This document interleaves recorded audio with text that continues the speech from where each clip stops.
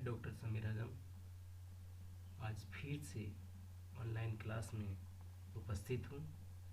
आप सभी को ऑनलाइन क्लास में हार्दिक स्वागत है।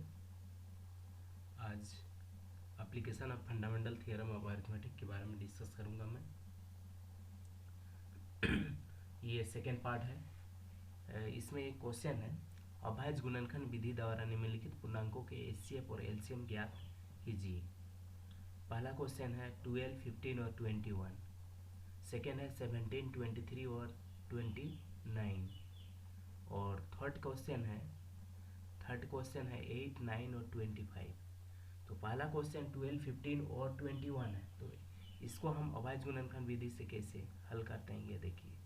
12 को हम इस तरह से पहले 2 नंबर वाला कर लिए हैं एचसीएफ और एलसीएम। अब ये देखिए 3 नंबर का 12, 15 और 21, इसका हम लोग हल करते हैं। तो 12 क्या है, 12 का प्राइम फैक्टराइजेशन करेंगे। प्राइम फैक्टराइज करेंगे तो कितना होगा, 2 6 जा 12, 2 3 जा 6। We can write 2 into 2 into 3। Again 15 equal to, what is the value of 15? 15, we can write 15 equal to 3 5 ja 15. So we can write 3 into 5. Now 21. What is the value of 21? We can write 21 equal to 3 into 7. Prime number is 3 and 7. 3 into 7. What is the HCF?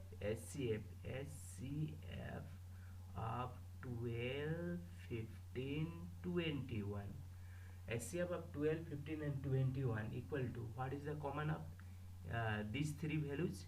That is 3 and 3. These three, only 3 is the common among these three numbers. 3 ये common है, ये वेनिस्ट है, इसीलिए इसको हम लोग 3 लिखेंगे। Okay, तो HCF of 12, 15 and 21 equal to 3। ये तीनों में ये नंबर और ये नंबर, ये तीनों नंबर में जो कॉमन आ रहा है उसको हम लिखेंगे एचसीएफ, वेनिस्ट जो आ रहा है। अब फिर हम देखते हैं एलसीएम ऑफ 12, 15, 21। पिछला क्वेश्चन में जो 2 नंबर वाला में जैसे बनाए थे वैसे ही प्रोसेस है। जो कॉमन है एचसीएफ हो गया, और जो एलसीएम के लिए जो कॉमन आ रहा है उसको एक बार हम लोग लिखेंगे, और बाकी जो नहीं मिल रहा है उसको हम लिखेंगे 2 into 2। एंड हेयर इज, ये भी कॉमन नहीं है तो इसको भी हम लोग 5 लिखेंगे, और ये 7 नहीं है तो 7 को भी लिखेंगे। अब इसका मल्टीप्लाई कर देंगे, कितना आ रहा है, मल्टीप्लाई करेंगे 3 2 जा 6, 6 2 जा 12, 6 2 जा 12, 12 5 जा 60, 67 जा 6 7 जा 42, 420। Who is the required answer? कोई दिक्कत नहीं होना चाहिए इसमें, क्योंकि ये कॉमन जो आ रहा है उसको 3 लिखेंगे, और एचसीएफ हो गया हो, और जो कॉमन आ रहा है उसको एक बार लिखेंगे, और जो नहीं मिल रहा है उसको फिर लिखेंगे। 2 नहीं मिल रहा है तीनों में तो इसको लिखे, फिर इस 5 किसी में नहीं मिल रहा है 5 लिख दिए, फिर 7 किसी में मिल रहा है 7 मिलते हैं, और पूरा मल्टीप्लाई करते हैं। इस तरह से एचसीएफ और एलसीएम यहाँ पे नोट करके याद रखना है। Note that HCF of 12, 15, 21 into LCM of 12, 15, 21 not equal to 12 into 15 into 21। ये 2 पूर्णांक के लिए ही ये सही होता है, ये 3 पूर्णांक के लिए गलत है। ठीक है, ये नॉट इक्वल टू होगा, इक्वल कभी नहीं होगा। ठीक है, ये बराबर नहीं होता है, याद रखना है, इसके लिए अलग फॉर्मूला आता है। ठीक है, तो इसको मैं बाद में डिस्कस करूंगा। नेक्स्ट क्वेश्चन इज 17, 23 और 29। 17 17 17 17 23 और 29। Question number two is question number 2 is 17। question number 2 is 17 17 17 is the prime number। 17 is the prime number। तो इसको प्राइम नंबर में फैक्टराइज फिर नहीं कर सकते हैं, तो इसको 17 इक्वल टू 17 ही लिखेंगे। और ये 19 19 का ये 23 17 23 और ये 23 भी प्राइम नंबर है, इसलिए प्राइम फैक्टराइज इसको भी नहीं कर सकते हैं। और ये दिया हुआ है 29 को भी हम, ये भी प्राइम नंबर है, तो इसको हम प्राइम फैक्टराइज नहीं कर सकते हैं। लेकिन यहाँ पे एक छोटा सा तुमको देखना है, क्योंकि ये तो प्राइम नंबर है ही है और यहाँ प्राइम फैक्टराइजेशन का बात कर रहे हैं। अभाज्य गुणनखंड ये अभाज्य है ही है और अभाज्य गुणनखंड, तो 1 अभाज्य नंबर नहीं है, तो अभाज्य गुणनखंड के रूप में नहीं लिख सकते हैं। लेकिन हम यहाँ पे रोप में तो लिख सकते हैं 17 इक्वल टू 1 इंटू 17 लिखा जा सकता है। 23 इक्वल टू क्या लिख सकते हैं 1 इंटू 23 लिख सकते हैं। फिर 29 को क्या लिख सकते हैं 1 इंटू 29 लिख सकते हैं। तो इसमें जो मिल रहा है क्या कॉमन है, इसका 1 है। मतलब HCF ऑफ 17 23 और 29 ये प्राइम फैक्टराइजेशन प्राइम नंबर के गुणनखंड के रूप में नहीं लिखा जाता है। फैक्टर प्राइम का फैक्टर नहीं लिखा जा सकता, क्योंकि ये तो ऑलरेडी की प्राइम नंबर है ही है। तो प्राइम नंबर जब नहीं है तो इसका कॉमन क्या आ रहा है, कुछ भी नहीं आ रहा है। दैट मीन्स कुछ नहीं आ रहा, दैट मीन्स क्या है 1 है। तो 1 is not prime number, 1 prime number नहीं है। लेकिन हम यहाँ इसका HCF हम 1 लिख सकते हैं, ठीक है। अब LCM ऑफ 17 23 और 29 इसको हम लिखेंगे, ये 17 होगा और ये 23 होगा और ये 29। कोई भी नहीं मिल रहा है, जो मिल रहा है वो 1 है, उसको लिखे, और जो नहीं मिल रहा है उसको फिर पूरा मल्टीप्लाई कर देंगे। तो 17 को अगर 23 से मल्टीप्लाई कर देंगे तो 3 7 जा 21 और 3 1 जा 5 और इसको लिखेंगे 17 2 जा 34। ये 1 आएगा और 5 9 आएगा और ये 3 आएगा। इसके बाद इसको हम 29 से मल्टीप्लाई कर देंगे। 9 1 जा 9 9 9 जा 81 8 9 3 जा 27 और 3 30 35 और ये आएगा 1 2 का 2 1 जा 2 2 9 जा 18 2 3 जा 6 1 7 that is 9 2 1 3 5 8 3 13 और 3 7 10 11 3 3 9 which is the required question। Sorry ये क्वेश्चन था, इसका रिक्वायर्ड आंसर है 11 3 3 9। तो ये एक क्वेश्चन है। अब next question is 3 that is 8 9 8 9 8 8 is the 8 और here is 9 और here is 25 8 8 8 means 2 4 जा 8 2 2 जा 4 2 into 2 into 2 और 9 we can write 9 equal to 3 into 3 3 into 3 और 25 we can write 5 into 5 5 into 5. What is the HCF? HCS? There is no common factor. Then HCF equal to 8 9 and 25 equal to 1. And what is the LCM? LCM equal to 8 9 25। ये आएगा, कोई भी common नहीं है यहाँ पे, तो इसको सीधे लिख सकते हैं 2 into 2 into 2 into 3 into 3 into 5 into 5 what is the answer? You can multiply all this and write here is the required answer. इसको गुना करके आप लिख दीजिए, वही आंसर होगा, ठीक है। नेक्स्ट क्वेश्चन इज बहुत ही इंपॉर्टेंट क्वेश्चन है, इसको ध्यान दीजिए, समझ में आ जाएगा। जांच कीजिए question number NCERT book question number this is 5, question number 5। जांच कीजिए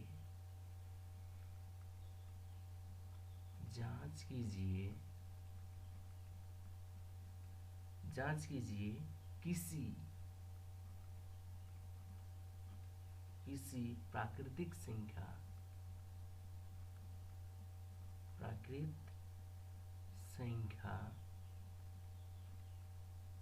n के लिए प्राकृतिक संख्या n के लिए 6 to the power n अंक 0 पर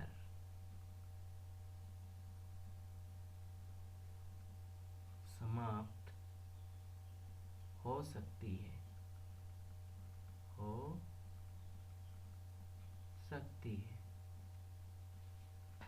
यहाँ पे सोचने वाली बात है, किसी प्राकृतिक संख्या n के लिए 6n अंक 0 पर समाप्त हो सकती है। अब 0 पर समाप्त हो सकती है, तो 0 से समाप्त होने वाली संख्या क्या क्या है? 0 पर समाप्त होने वाली संख्या 10 है, 20 है, 30 है, 40 है, 50 है, 60 है, ये है। तो 10 को हम क्या लिख सकते हैं? 2 इंटू 5 लिख सकते हैं। इसको क्या लिख सकते हैं? 2 इंटू 2 इंटू 5 लिख सकते हैं। इसको क्या लिख सकते हैं? 2 इंटू 3 इंटू 5 लिख सकते हैं। फिर इसको क्या लिख सकते हैं? 2 इंटू 2 इंटू 2 इंटू 5 लिख सकते हैं। 50 को क्या लिख सकते हैं? 2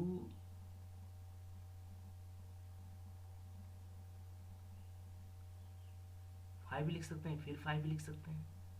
60 को क्या लिख सकते हैं? 230 2 इंटू 2 इंटू 3 इंटू 5 लिख सकते हैं।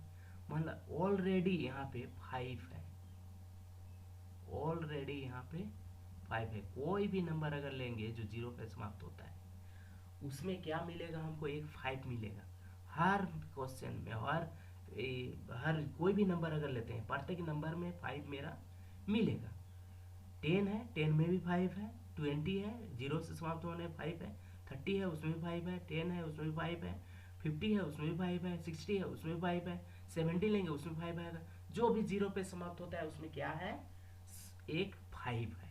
इसको बाकी 2 3 ये सब तो है ही है, जो भी मिलेगा, लेकिन कोई भी नंबर मिलेगा, लेकिन ये 5 ऑलरेडी है ही है।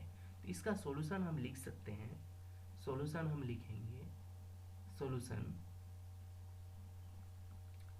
हम लिख सकते हैं। क्या सॉल्यूशन लिखेंगे हम? ध्यान दीजिए, इसका सॉल्यूशन हम लिख सकते हैं। क्या लिखेंगे यहाँ पे कि 10 20 30 40 50 और 60 ये दिया हुआ है। तो इसको हम लिख सकते हैं कि 6 टू द पावर n है, 6 टू द पावर n है, ये अंक 0 पर समाप्त हो सकती है, 6n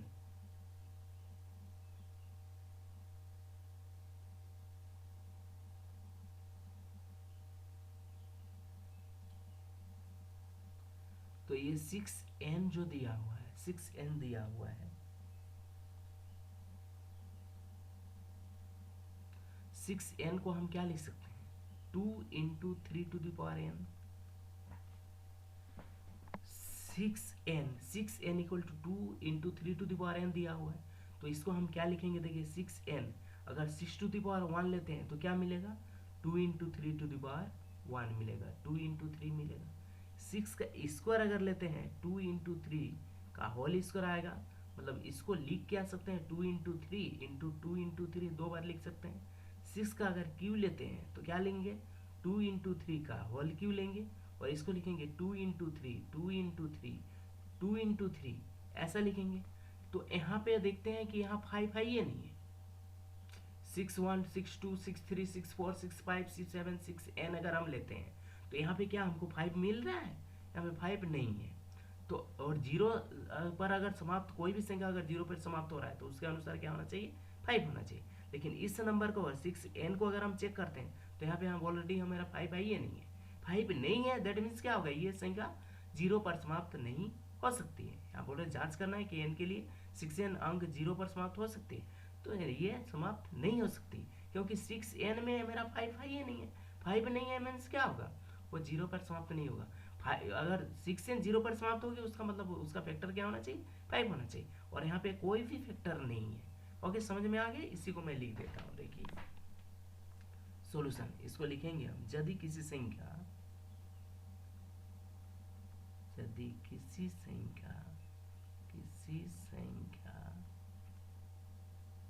n के लिए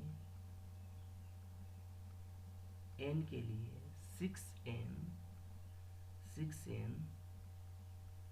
शून्य पर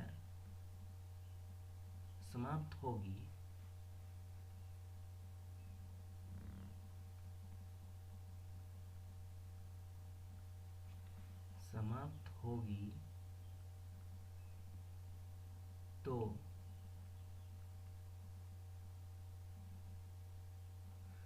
यदि किसी संख्या n के 6n शून्य पर समाप्त होगी तो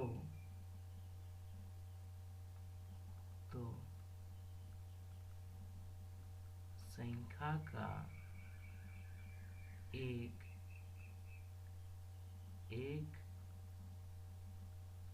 गुणनखंड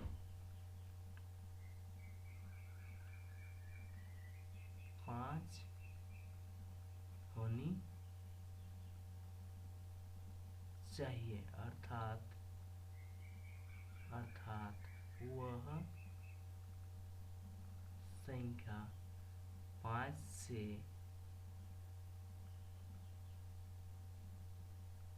विभाज्य होगी, ये होना चाहिए।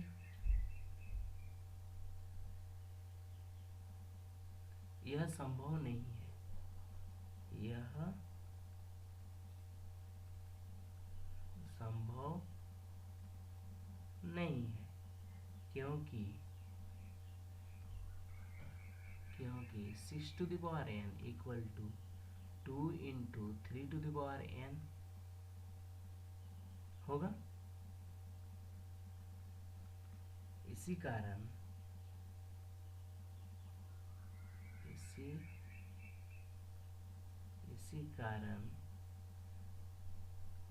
6 to the power n के गुणनखंड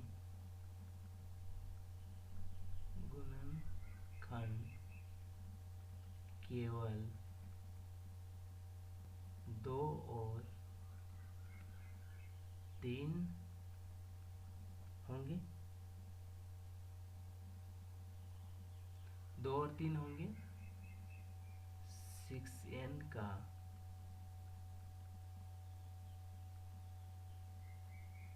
गुणनखंड 5 नहीं होगी, 5 नहीं होगी।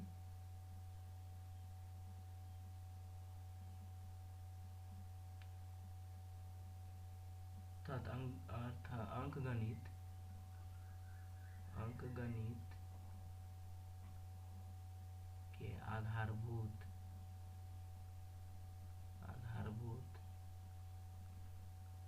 प्रमेय की अद्वितीयता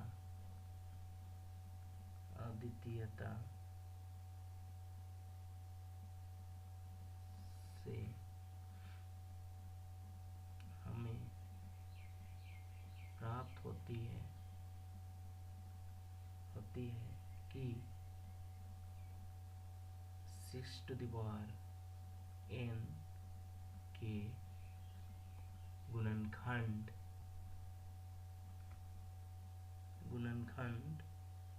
में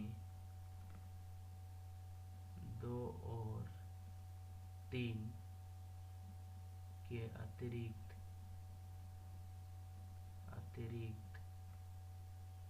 कोई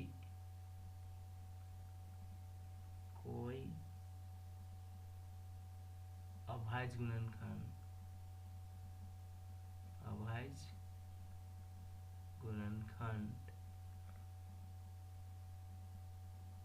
नहीं है।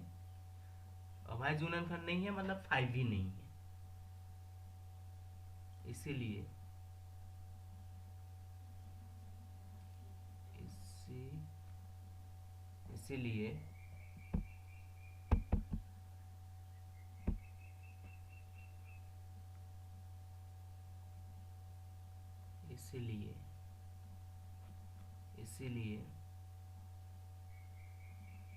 प्राकृत संख्या, इसलिए एसी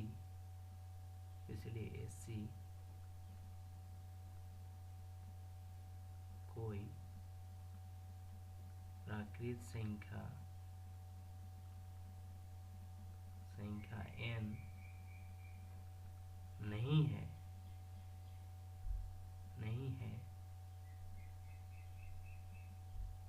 जो नहीं है जिसके लिए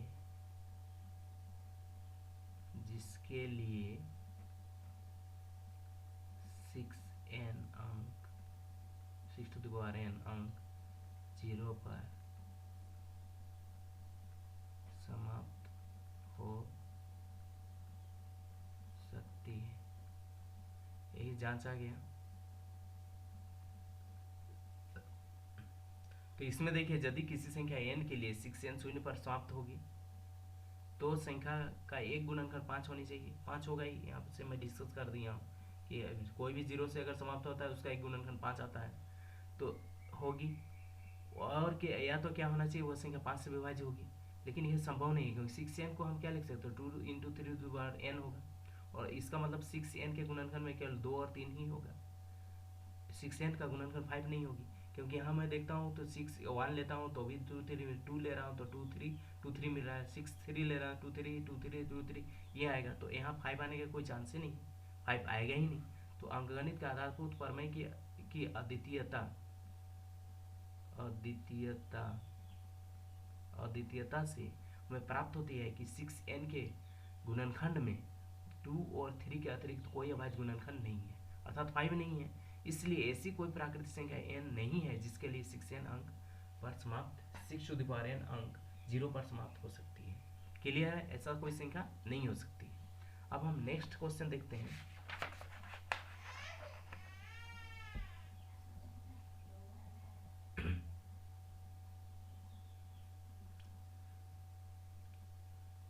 नेक्स्ट क्वेश्चन हम देखेंगे। नेक्स्ट क्वेश्चन ये NCERT question number 6, CERT question number 6 हम देखते हैं। 6, what is the 6th number? व्याख्या कीजिए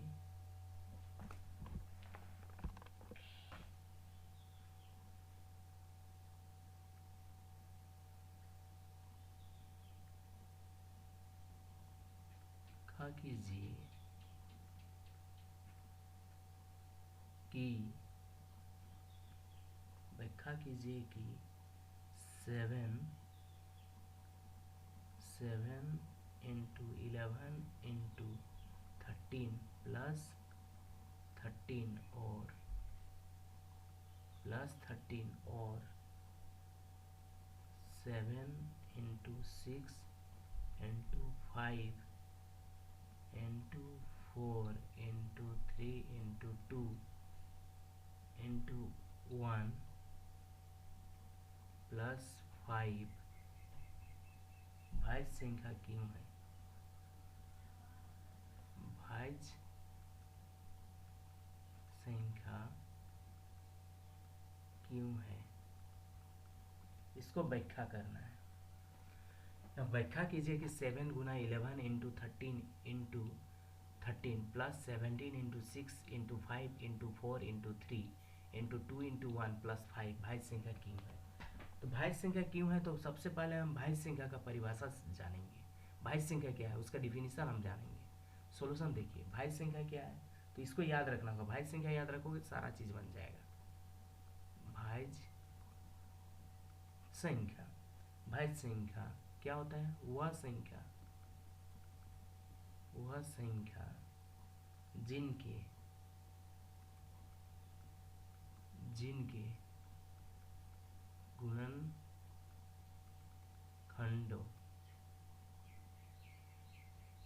गुणनखंडों की संख्या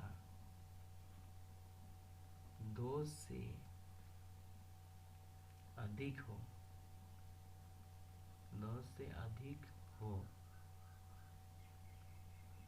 भाज्य संख्या कहलाता है। भाज्य संख्या कहलाता है क्या, भाज्य संख्या कहलाता है कौन, जिसके गुणनखंडों की संख्या 2 से अधिक होती है।